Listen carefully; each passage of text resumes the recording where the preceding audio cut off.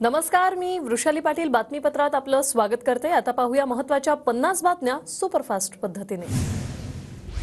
पुण्याच्या इंदापूरमध्ये सुनेत्रा पवारांच्या प्रचारासाठी आमदार दत्तात्रय भरणे, आमदार यशवंत माने मैदानात। तालुक्यातील 4 जिल्हा परिषद गटात भरणे तर 3 जिल्हा परिषद गटात यशवंत माने प्रचार करणार।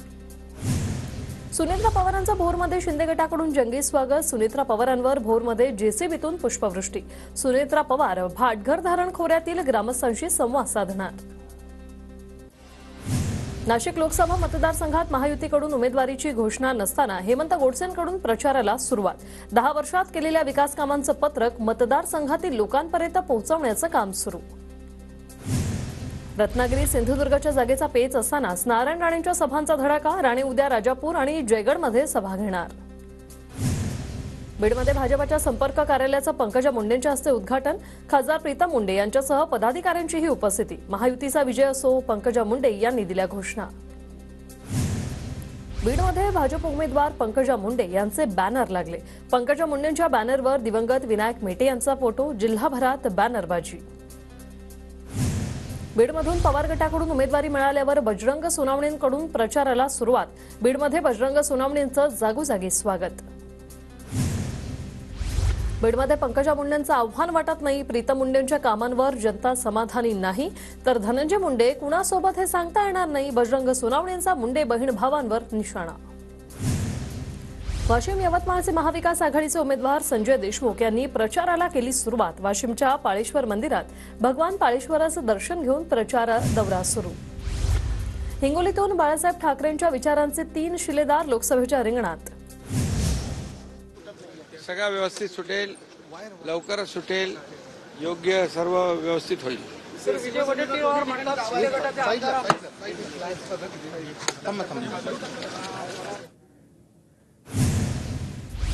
सिंधुदुर्गात राणेंच्या मध्यवर्ती कार्यालयाबाहेर मंडपाचं काम सुरू। महायुतीकडून नारायण राणेच उमेदवार असण्याची चर्चा।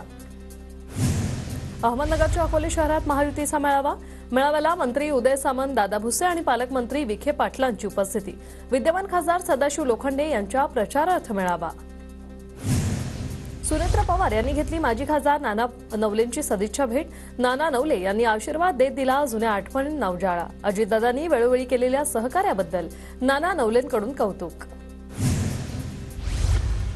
कोल्हापूरमध्ये महायुतीच्या नेत्यांची मिसळ पे चर्चा। राजेश क्षीरसागर, संजय मंडलिक आणि महायुतीच्या घटक पक्षाच्या नेत्यांची उपस्थिती।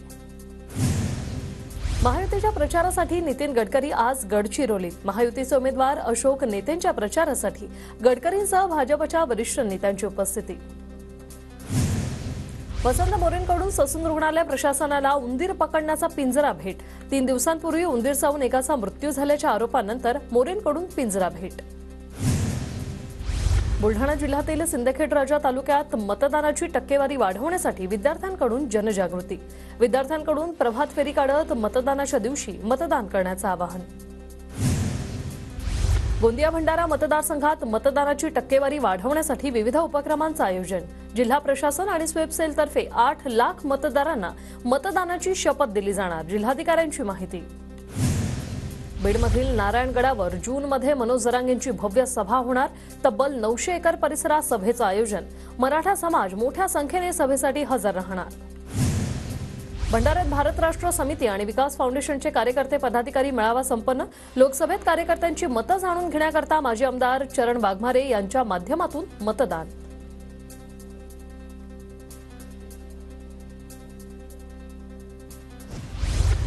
पुण्याच्या इंदापूर तालुक्यातील बाभुळगावात ग्रामस्थांचा निवडणुकीवर बहिष्कार। बाभुळगाव मुख्य रस्ता अद्याप दुरुस्त न केल्यानं संतप्त ग्रामस्थांचा निर्णय।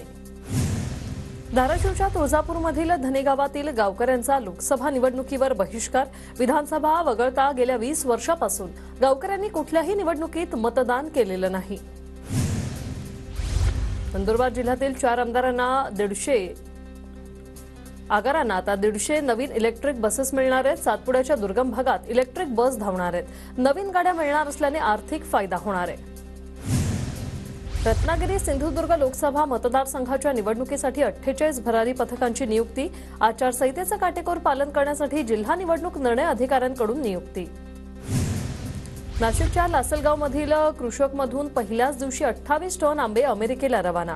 हापूससह अल्फान्सो, केशर, बदाम, राजापूर, मल्लिका, हिमायत जातीच्या आंब्यांची मोठी मागणी. जळगावच्या मुक्ताईनगरमध्ये उन्हापासून केळींना वाचवण्यासाठी शेतकऱ्यांची धडपड. वाढत्या उष्णतेची केळी पिकाला फटका न बसण्यासाठी उपाययोजना. नंदुरबार जिल्ह्यात तापमानाचा पारा 42 अंशावर. तापमानात वाढ झाल्याने कलिंगडाच्या मागणीत वाढ. जिल्ह्यात तापमानाचा पारा वाढण्याची शक्यता. गोंदियात यंदा प्रथमच उद्दिष्ट पूर्तीविना शासकीय धान खरेदी बंद. केवळ 80,000 शेतकऱ्यांकडून धान विक्री. तब्बल 15 लाख क्विंटल धान खरेदी कमी. आदिवासी विकास महामंडळालाही फटका. 2 दिवसांपूर्वी वाशिम, कारंजा आणि मानोरा बाजार समितीचे व्यवहार पूर्ववत. मात्र रमजान ईदमुळे जिल्ह्यातील सर्वच बाजार समित्यांमधील व्यवहार आज बंद राहणार. नंदुरबारच्या खापर उपकेंद्र ट्रान्सफॉर्मरमध्ये तांत्रिक बिघाडामुळे कृषी पंपाचा वीज पुरवठा खंडित. शेती पिकांना पाणी नाही. नवीन ट्रान्सफॉर्मर लावण्याची शेतकऱ्यांची मागणी. पुण्यात भीषण पाणी टंचाई. साताऱ्यानंतर पुणे जिल्ह्यात 92 टँकरनं केला जातोय पाणी पुरवठा. नाशिकमधील मनमाडच्या नांदगाव रोडवरील पथदिवे बंद. वाहन चालकांची गैरसोय. पथदिवे तातडीने सुरू करण्याची मागणी. नाशिकच्या दिंडोरीत 4 लाख क्विंटल साखरेचं उत्पादन. साखर कारखान्याचे संचालक आणि कर्मचाऱ्यांकडून गळीत हंगामाची सांगता.